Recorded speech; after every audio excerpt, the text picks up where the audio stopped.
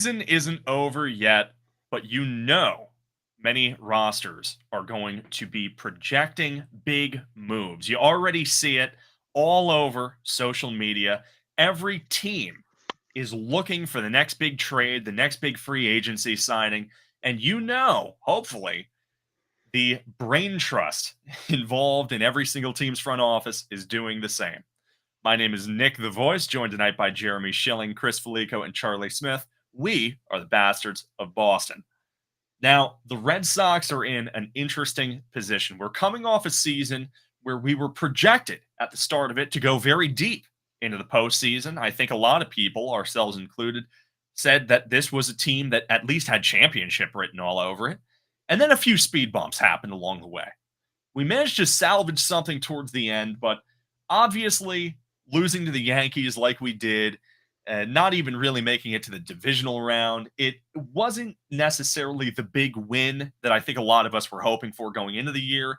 And although there's a lot of things to be happy with, Crochet, Anthony, there's a lot of improvements to be made. Where do you guys want to start by looking at the Red Sox's future for the offseason? I mean, I would say corner infield. With the news of Bregman opting out, I know we did a whole show about that over the weekend, so I won't, go all in on that. But first base and third base, and I anticipate that Bregman will not be coming back. And so we've got two key spots we got to fill, and we've got to get some offense out of first base, and we got to balance the heavy left-handed lineup and go get a right-handed bat. And I strongly believe that should be outside the current organization. I don't think that's what's going to happen.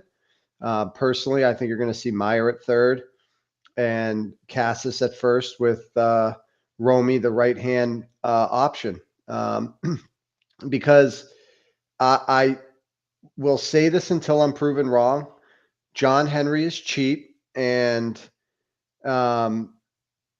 I don't think they want to spend on bigger contracts, and that's what you have to do. The other option would be to trade surplus.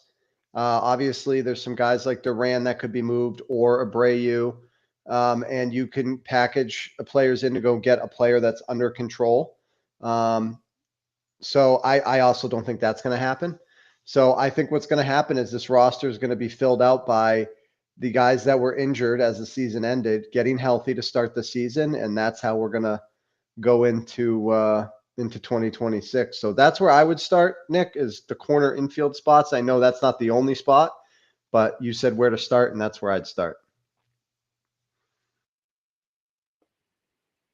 I'm going to go, Charlie. Go ahead. You're in a better state than me.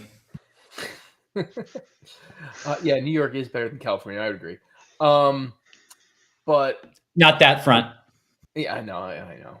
I mean, it's hard to disagree with what Jeremy said, but I just don't have confidence that we're going to be able to fill both holes. Even if we did go out there and spend money, there's no way you're going to be able to spend it and fill both of them. And I just don't have confidence with the internal options that it's going to really fit the needs for this team to fill the other spot, even if you did spend money. I was reading something. I think I was looking at the writers, like the offseason. I think 6 out of 8 picked the Sox to win the division going into this previous year. And I think the other 2 picked them to finish second. And what's crazy is the year before that, 2024, we finished 81 and 81. And we finished 8 games better than that. And we still finished in third place. Like, just think about that for a second, right? Because I think we could agree that there was pretty significant upgrades going into this previous year. And my confidence level that we're able to make the same level of improvements is gone at this point, because what we forget too is like Rafael Devers isn't on this roster. And I'm not going to bring him up, but it's just a reality, right? We made those improvements to roster that had Rafael Devers. Now you've created a hole there. The hole you filled them with temporarily is gone. So you have to fill that. Now you don't have a true bona fide DH that scares anybody on this roster. And Casas, whether you like him, believe in him, don't believe in him, because, for the most part, we don't, but there's plenty of Red Sox fans that do. That's another gaping hole. it starts with the corner outfield. I would even say pitching, right? Like, let's face it, we were not playing baseball out of that first round because outside of Garrett Crochet, no one else showed up on the starting rotation. And that's just a fact. So there's a lot of holes. I would start with the corner infields, but the starting pitching is right behind it. Charlie? Oh, this should be fun. Everyone's already sitting down. There's not too much to add. Yeah, it's pretty infuriating when you think about it. I mean, if people are like, oh, yeah, I'm mad, you have every reason to be upset. You absolutely have every reason to be upset. And here we go. Here's why. If I'm a free agent going into 2026, am I thinking, yeah, I want to go to Boston, sign a mega deal, and then after a couple of years, they might get tired of the way I paint my nails, cut my hair, wear my clothes, whatever the hell the excuse is, and they might send your behind packing, which is infuriating. So I don't look at Boston as a destination city. That's strike one. Number two, outside of Garrett Crochet, you do have a boatload of inconsistencies. The Boston Red Sox 2025 year was consistently inconsistent. You could be right about 2 out of 3 or right about, going and getting swept 3 games out of 3. And then vice versa, where you think you're going to sweep and you think you're going to get, 2 out of 3. It's the exact opposite that happens. Probably shouldn't be the case. Jeremy talked about corner infielders because Alex Bregman is gone. $40 million of payroll freed up. Was Alex Bregman a $40 million guy? The answer is no. It was less than a $30 million guy. Missing the amount of time he did, his age, his injury, that history with that injury, it's not something that it's like, it's a torn cuticle, it'll grow back, I'll be fine. His problem at his age is going to linger. It's going to be a problem for a while. It might not heal for a couple of months. We know that he was dogging it for several games when he came back because he just couldn't move. We lost games because of his speed. We didn't lose games necessarily because of his defense, but he wasn't worth $40 million. You should be more than able to replace $40 million on that team with a third baseman, with a suitable first baseman. I don't want Nate Lowe there. I forget him. I don't want to see his name. I don't want to see him anywhere in Boston. Get another starter in there. There's really no excuse when you think about it. We already have a closer. We have an elite 8th inning guy. I'm not going to be upset if they beef it up and get another reliever, but you need to get another starter in there. You got to stop trading people that end up, I'm not sure what's going to happen with them. Quinn Priester ended up dominating. He's gone. Chris Sale ended up dominating. He's gone. Imagine your rotation right now if you had Garrett Crochet, Chris Sale, Quinn Priester, Brian Bayo, and a healthy either Tanner Houck or Cutter Crawford in your 5 slot. You don't need to spend $20 million on Walker Buehler, who allegedly only got paid $1 million more to be a Boston Red Sox over being a back-to-back World Series champion with the Dodgers. More than likely, it's probably going to be them, let's be honest. But I mean, facts are facts here, guys. I mean, we can say, we need to do this and we need to do that. If 2026 ends up being 2024 all over again, I mean, 2 things. 1, viewership is going to be way down. 2, we're actually going to perform worse than we did this year because, truth be told, the little riding the high of what it was like when Rafi Devers wasn't actually here, it was cute, but it didn't last. And at one point, we looked like we were going to actually miss the playoffs. There were some of us that thought we were going to miss. So you need to beef up the offense. You need to get another starter in there. You're watching what some other teams are doing where they're getting 5, 6, 7, 8 starters because attrition is going to happen. You're going to lose 1 or 2 guys during the course of the year, whether it be for a month or the season. It can happen. Like at the end of the day, if you lost, here's the thing. You lose Garrett Crochet, you are far less than a 500 team. It's not even close. And at that point, you're probably fire selling. I'm done. Yeah, no, that's completely valid. I mean, it's a concerning offseason, I think, that we're heading for because I do agree. I want us to go out and get a pitcher to go alongside Crochet. And I don't want to say a guy of Crochet's caliber because those guys don't exactly grow on trees. I've seen some people, pretty much from every fan base rallying saying, if Skubal is available, you go get Scooble. I don't know what that would cost us, both in terms of a trade package, in terms of a long-term deal. And honestly, I feel like those are resources, trade capital resources that I would almost rather invest back into this lineup. Because as far as the free agency class goes, I like a lot of the pitchers that are there. I like Ranger Suarez. Framber Valdez, I did like until he had that whole personal dispute with his catcher. That was really off putting. But then you have Cease, you have Michael King, who might be testing free agency. So I feel like there are options there. You know, if you don't want to go out and get a Scooble guy or even a Joe Ryan type of guy in a trade deal, you have free agents to fall back on. When it comes to the batting side of things, it's kind of like Kyle Tucker and then a large step below him, Pete Alonso, and then a large step below him, everyone else. You know, and it's hard to find that impact guy at the corners, which I do agree with you guys is the biggest issue. And it's so frustrating to me. And Chris, I'm glad that you brought up Devers because I was going to, where it's just like so frustrating to have Bregman on this roster, and you consider we were carrying Bregman's contract and Devers' contract both at the same time. Two, in theory, third basemen making that amount of money and hopefully producing to that extent. And both of them had good years overall, and now we have neither of them. We now have this massive hole to fill. We have the money certainly to spend, but it all comes back to Green. Will John Henry and company actually cough up the dough? Will they go out and get a Pete Alonso? Is a guy like Pete Alonso even a worthy investment given his age, given the perceived cost? Third base, I mean, I know for certain I don't want Meyer there. If and that's something I've been afraid of as a worst case scenario, and it kind of sucks because it's plausible. You know, I can see a world. Will Story opt out? Probably not, I want to say. I think we're with him for the long haul. So Meyer and Story in the middle, I like that. I like it defensively. I like it offensively enough. They aren't killers at the plate, but they're solid players. But in order to carry a middle infield like that, you want killers on the corners. And Casas, unfortunately, can't stay healthy. He's unproven. Lowe is what he is, capable of having a good month, maybe not a good season. And third base is just a big void on the depth chart. It's frustrating to see because, you know, I would love Kyle Tucker. I've seen some people say we don't need Kyle Tucker. Kyle Tucker is a guy you make room for. You know, don't get me wrong. I would love to have Kyle Tucker, but then you've got to figure out, okay, Duran's going. Maybe Yoshida's going. Can we figure out a deal? I saw someone float a potential, you know, package, including Yoshida, just to ditch that money.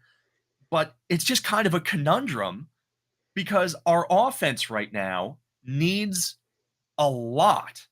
I just want to go back to even just a few years ago where this was an offense that the other team looked at and went, oh boy, what do we even do against this? This is a nightmare. We don't have that right now. And I don't think 33-year-old Kyle Schwarber is going to be the answer to that. Well, you know, it's frustrating too. And Charlie brought it up. And not that I forgot about it, but, you know, the more that you look at it as time has passed is, I mean, we've made some outside of the Kyle Teal trade, right? Where we took what was a surefire quote unquote prospect to get Crochet. We traded Quinn Priester, Chris Sale, and Rafael Devers and got nothing out of all of them. We got nothing of value that matches even remotely close to Quinn Priester. As crazy as it sounded at the time, because I think there was a lot of us as Red Sox fans that were like, all right, the way things are going with Chris Sale here in Boston, injuries, young guy, Vaughn, tons of upside. I mean, talk about a joke. We couldn't even move him if we wanted to. And then Rafael Devers. And now we're sitting on all this money, and chances are we're not going to spend it. So it's super frustrating. Go ahead, Jeremy. I'm sorry. No, you're fine. I mean, I'm on board with your frustration. I actually expect them to attempt to fill the number 2 slot. And then you have such a depth after with Bayo, assuming because of Giolito, he'll opt in. Cutter Crawford, Tanner Houck, Early, Tolley. I'm missing somebody else. Dobbins, Yeah. you're talking about, Yeah. Early Conley. Yeah. Sorry. Conley early. If you get a number two, that you're going to have 3 or 4 guys pitching in Worcester that will make starts up in Boston, and that's incredible depth. I think it's good going into the season, and then depending on what happens, you go to the deadline where you go get somebody to bolster based on health and all that. That's a sideshow. I don't trust Breslow at the deadline. I think he's a putz at the deadline. But here's my problem with what I think they're going to do at number 2. Because what do we all want? We all want him to go get I'm spacing on his name, of course, Ryan from the Twins, who are Joe Ryan. essentially Joe Ryan holding a yard sale because those owners are like don't know if they want to sell the team. They don't have any money. So he's essentially like known to be available, and we all want him to go get him. And the problem with that is I think anybody that wants to do the same thing we're going to do, we're probably going to overpay him, whether it be money, prospects, whatever. So what do I think is going to happen? I think they're going to go get an aging ex-superstar. And they've done this in the past where we get the last year of a player and he's not who he was years ago. And they say, here you go. Here's a name. Here's 42-year-old Justin Verlander. Here's a name. Here's somebody who won a Cy Young 7 years ago. And they're going to say, great deal. We got him for $8 million. He'll be our number 2. And it won't work. And so that's my concern there. I do think that they will, in their brains, which are broken, fill the need. I don't have that same even minimal level of confidence that they're going to do it at the corner spots. I think they're going to fill it internally. And that's the problem. And I've said this before, so I'll just say it quickly. I don't want to be what happened to the Orioles. The Orioles had this core. We all thought they were going to be the next Astros, and the ownership did nothing. And it's like we blinked and their windows closed because they never supplemented the youth with veterans and went for it. I don't want to, I don't want to be super negative because that's not how I watch baseball, but like it feels like we're kind of getting ready to do the Baltimore version of the completed rebuild. And I'm really concerned that there's way too much value being placed on young players that either have an injury history or don't have a track record of producing at the big league level. And this is the offseason, guys. We ascended. We're there. We have the ace. We have the stud. We have the guy that we know we're going to pitch in, game 1. If we get to a game 7, like we got the guy.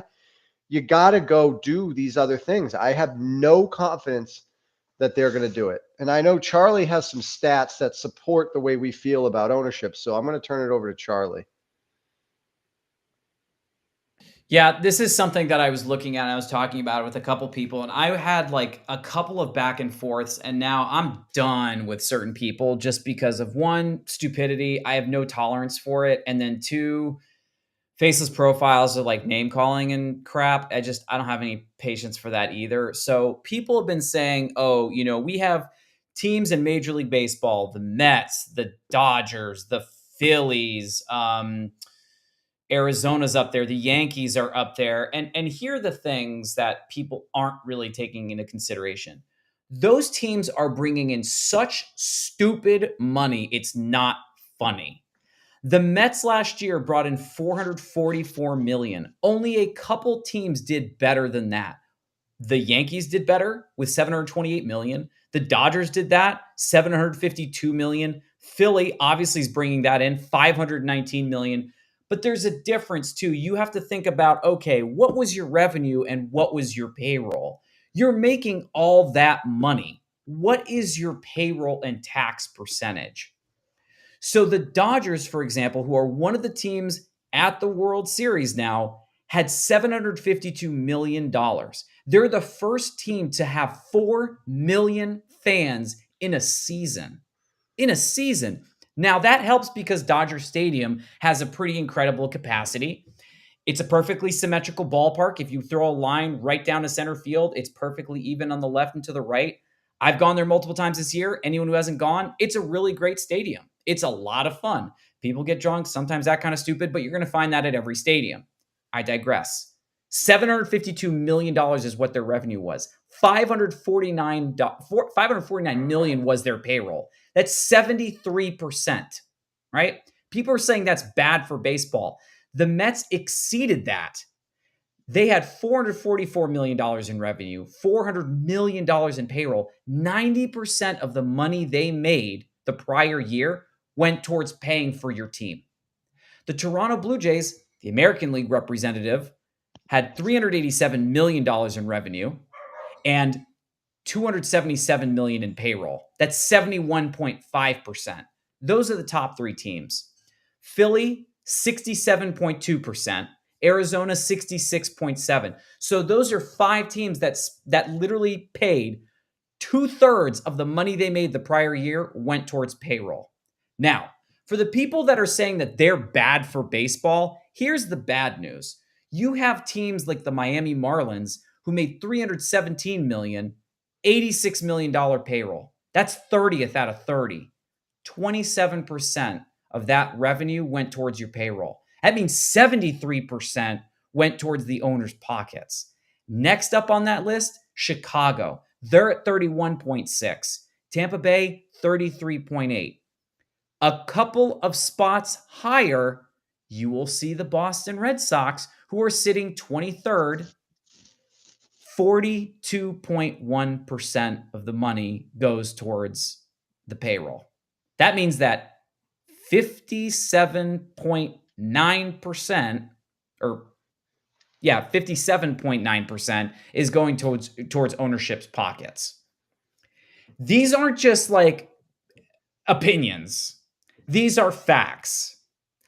So when people want to say, oh, well, these teams are bad for baseball, look in the mirror, stand up, look around, and realize that you are the problem. Your team is not investing the same way. You mean to tell me that the Boston Red Sox couldn't invest another $100 million or $150 million if they wanted to? Fact is, they could. And even if they did spend $400 million, they still wouldn't be in the top 3 or 4 teams of spend in relation to like spend and revenue. They're not there. So I'm done with that conversation. I'm out on that one when people say that certain teams are bad. So you got the Bryce Harpers who is telling the commissioner of baseball to get the bleep out of the clubhouse because he wanted to like get opinions of players in there. Why in God's name would Philly be a team you'd go visit? Are you serious? He's just lack of clarity and just nonsensical thinking. It's just ridiculous. So, we have one person on here who's leaving a comment. John Henry has other businesses to spend money on. You're absolutely right. I frankly don't care. That's like somebody telling me, oh, if you're having a problem with somebody you work with, I have problems too.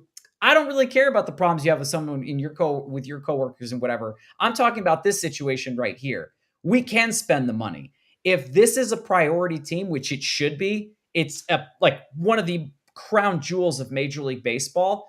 You don't deserve to own the team if you're spending that little amount of money. Don't tell me you care about the team when you're 23rd in payroll revenue split. I don't want to hear it. So another comment was that 3 of the 12 playoff teams were not in the top 20. And to that, I'd respond, this isn't about making the playoffs. It's about winning championships. Like, we aren't the St. Louis Cardinals, Miami Marlins. We got to make the playoffs to have a successful season. That has never been the barometer for the Boston Red Sox as they existed before 2018. Never. So there's a difference between 162 and having the talent to win in the moment in a playoff game. To have a George Springer on your roster who's ready to make the big play, big hit, big pitch, whatever. You have to have a certain level of talent to actually win the championship. And that goes for the teams that played here, that won here. The studs, the Hall of Famers, the big time, big game performers, you have to pay for those guys. So there's a reason why the Dodgers are going to win again. There's a reason why they're probably going to win next year. And there's a reason why the Blue Jays are where they are. It's because they did spend. The Yankees were in it last year with the Dodgers. I mean, what are the other true contenders? Philly, they're a top 5 spender. Like, I don't want to go into the back door of the playoffs, lose a playoff series and say, oh, it was a good season. No, I want to win championships.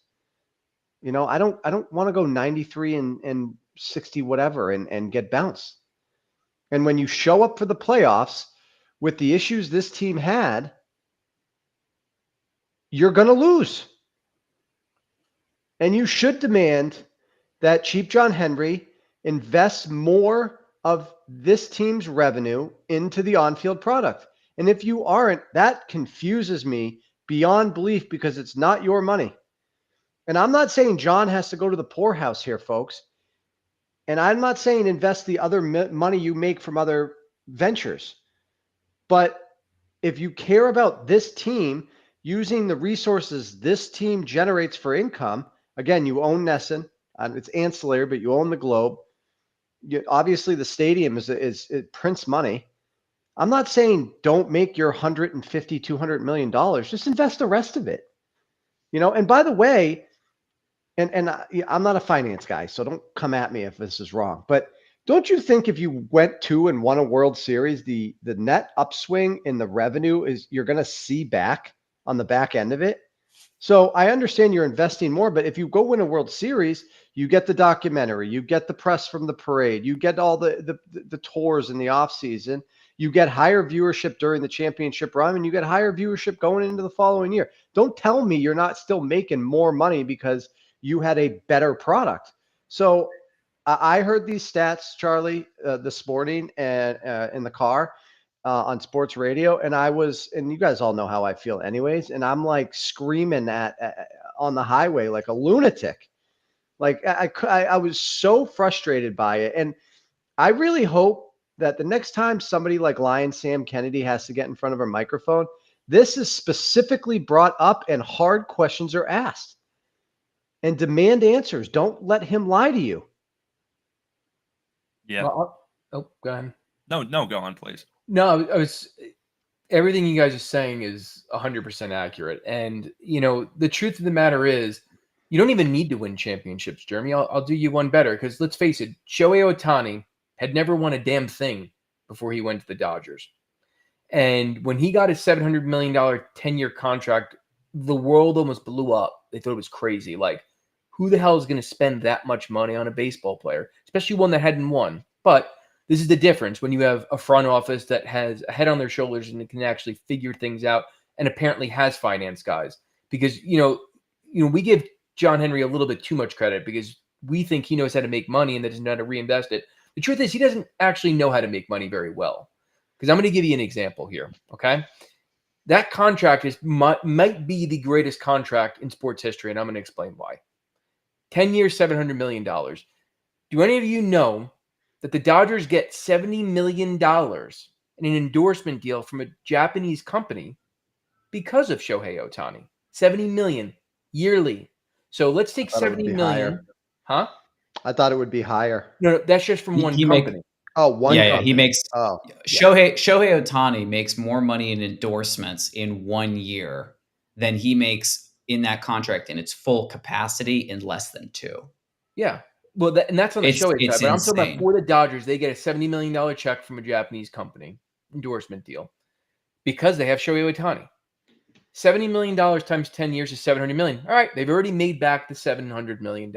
But let's face it, what do you do with that additional $49 million of interest? Because let's face it, put it in the S&P 500, gets you about a 10% rate on average. With inflation, that's about 7%. That's $49 million. At the end of the 10 years, that $700 million is $1.19 billion. So they paid Shohei Ohtani and then pocketed $490 million that John Henry could have put into Liverpool or one of the other 9 assets that he has. Or he could have just sat on the money or burned it for all I care. But the reality is, he could have spent $700 million and made $490 million in the same exact damn time period, and Shohei would have been nice enough to let us defer it. But we Yeah. don't have people that think like that. So, couple things too with this deal. So somebody said, "Oh, you know, I'm frustrated that the Dodgers got Shohei. He could have gone somewhere else." It's like, okay, cool. Name another team outside the Los Angeles Dodgers. As a non-Dodgers fan, I married a Dodgers fan. I'm not a Dodgers fan, right? Name another team in Major League Baseball without bias that gives as much of you know what here as the Dodgers do. They haven't bought every single player on their team. Like, they've bought a lot, don't get me wrong, and it's really hard to like field talent from the minors 24/7. They've also taken chances on players that people have just discarded. Like Max Muncy, for example, was thrown away as garbage, signed as a minor league player, and then came to himself and is dominating there. You've created a winning culture and a spot, place, team that everybody wants to go play on. Dude, people thought Kike was done. Kike went back to LA, is dominating. Why do you think, Yamamoto and Roki Sasaki went to LA? Because they knew they were going to be able to win at 26 and 22 years old. You had Shohei Ohtani and Mike Trout, and you couldn't do a damn thing. If I'm not mistaken, they didn't have one winning season together.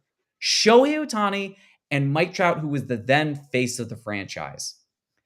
That deal that you mentioned, Chris, is more than the best deal of all time. 10 years, $700 million with $680 million deferred. Here's the kicker. Shohei Ohtani, if he retires and moves to Florida after year 10, does not pay California any of that tax that he would be paying in years 11 through 20. Because of Shohei Ohtani, Major League Baseball has created rules. They're going to continue creating rules because of Shohei Ohtani. Major League Baseball is not going to allow major league teams to defer that kind of money ever again. Because when I heard $700 million, I'm like, wow, holy crap, baseball just got broken. And then they signed Tanner Scott and they signed like a bunch of other players, right? The following year, you got Blake Snell via trade, Tyler Glasnow coming over. They're getting whoever they want at their price. And then they're deferring whatever they don't want to pay. Chris, you touched up on the fact that they're getting a $70 million check. I didn't remember hearing that one specifically, but I know that he's getting a dumb amount of money in endorsements. When I went to the Angels game and he was an Angels fan there were so many Japanese ads and billboards and everything because he's there. They're not there anymore. They're now across the street with the Dodgers now. And whenever he comes up to the plate, what do you see right behind him? It's usually one of his ads. He's the face of New Balance, an American brand. He's got this like lipstick lotion thing that he does. And they've incorporated all of the players do the dance. It's like an inside joke with the players. I don't know if there's another team in baseball. Terry mentioned it. Toronto has a lot of fun with their team. The Los Angeles Dodgers also have a lot of fun. Even when they're not doing well and they lose 7 in a row, do you think anyone in the clubhouse is saying, man, this sucks? It's not fun, but they're still the Dodgers, guys. They're still going to run a train on everybody they come across. I mean, they absolutely baptized Cincinnati. Was that really, Cincinnati gets a participation trophy for showing up. It was great because Terry Frank was there, but that wasn't going to be realistic. I don't think anybody seriously thought that LA was going to lose. I said Dodgers are going to win the World Series before the season even started because they're the only team that cares about winning this much. This Dodgers team, honestly, could be the greatest team that we've seen in over 100 years. Yeah. It's very interesting how yet again a World Series comes about and you have the Dodgers and the Blue Jays and the underdogs, right? The scrappy underdogs are top 5 in payroll. The Blue Jays, this could very well age poorly. This could be their window closing. They could get blown out in the World Series and never make it there again. But at the end of the day, they signed Vladimir Guerrero Jr. and they kept their superstar, a guy who so many people were already writing off as a Yankee, a Red Sox, a Dodger, anyone, right? No one thought that Vladimir Guerrero Jr. was going to stay. I think for a time, not even Vladimir Guerrero Jr., but money talks. They invested in him, and not just in him, they invested in themselves. You look at the George Springer contract, you look at the Kevin Gossman contract, you look at the trade for a guy like Varsho. This is a team ultimately in Toronto who does want to win. And they have been able to ultimately fuse capital with talent, right? And that is how you win championships, unfortunately. As much as I wanted the Brewers to win against the Dodgers, the fact of the matter was that the Dodgers had $230 million, the Brewers didn't. And you saw that difference. It was an embarrassment, you know? The two teams across leagues in the championship, the Blue Jays and the Mariners, you saw a team that spent early and a team that spent at the deadline. And they duked it out, and either one of them really could have gone to the World Series. It would have been good either way. But ultimately, the Blue Jays prevail. There's some lesson there that I'm probably not smart enough to see, but I think that ultimately keeping around superstars and supplementing them with additional talent, that's probably a winning recipe. And what frustrates me is that this offseason, I don't know how many great deals there are going to be for us, great opportunities like there were in past off seasons. You go back over the past like 2-3 years, and there are guys I wish we got. I really wish we got. This year, sure, Kyle Tucker, we don't really have room for him, but like I said, you make room for him. Kyle Tucker would be great. A guy like Ranger Suarez would be great, but I don't know if I want us to sink a huge contract into Pete Alonso. I'm really not sure. I'm 50-50. I really don't want to sink money into a Kyle Schwarber, into a Eugenio Suarez, these older guys who are already sort of over the hill and on the decline, not necessarily in their numbers immediately, but you get 1-2 years in their contract, you have to be a little afraid of that.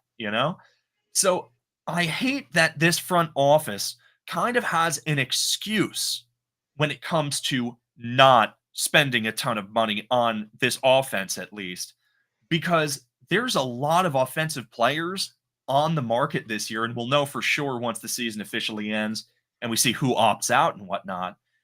But I mean, right now, there's Bregman, I guess, if we want to bring him back. There's Alonso, there's Tucker. But I mean, you look at some of the other names. Do you guys want to go out and spend on Bellinger, on Albies, on Bichette?